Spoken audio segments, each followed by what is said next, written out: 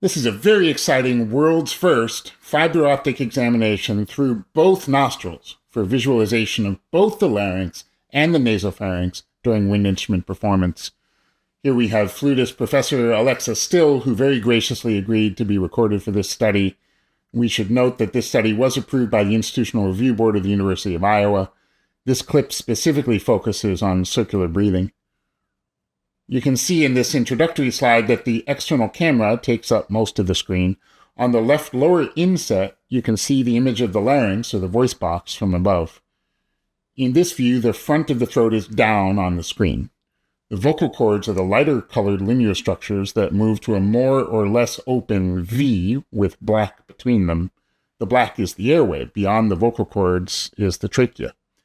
Air flows in or out of the lungs through that black V. We can't see it well in this initial view, but further off on the bottom of the screen is the base of the tongue. On the right lower inset, you can see the nasopharynx, which is the area behind the nose and above the palate. This is commonly referred to as the nasal port.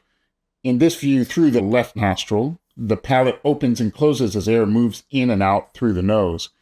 If the palate is closed against the back of the throat, as it is in this initial image, no air can move through the nose. Breathing through the nose requires the palate to be moved away from the back of the throat. Don't be confused by the opening to the right of the inset. This is the eustachian tube, which runs to the middle ear. The interesting action from this inset will be in the area labeled soft palate. Circular breathing requires that the air is sniffed in by opening the nasal port while the airflow exiting the mouth is uninterrupted. This is done by using air from the mouth as a bellows, with power for the airflow delivered by the cheeks and/or tongue.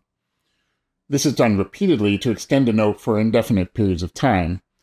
The biggest challenge, which Professor Still does exquisitely, despite having the two scopes in her nose, is to coordinate all those movements while still keeping the pitch, timbre, dynamics, vibrato, etc., all of the characteristics of the sound, steady.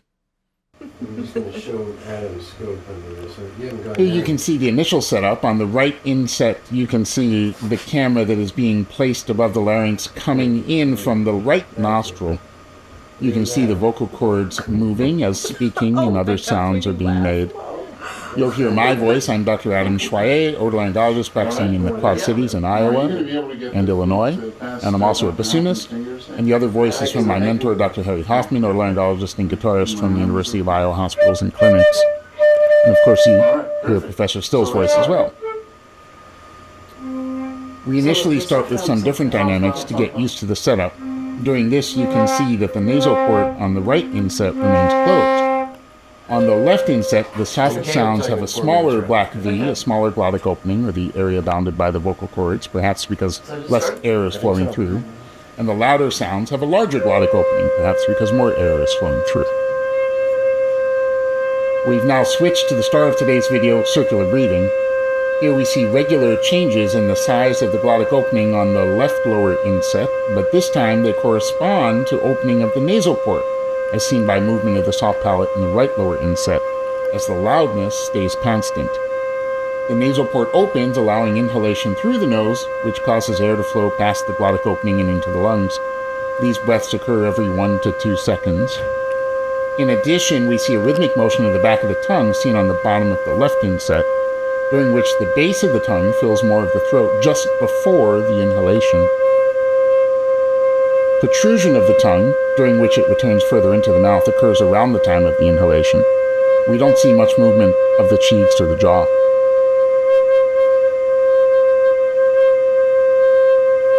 An incredible demonstration. Thanks very much to Professor Still, Professor Hoffman, and the whole research team at the University of Iowa for making it possible.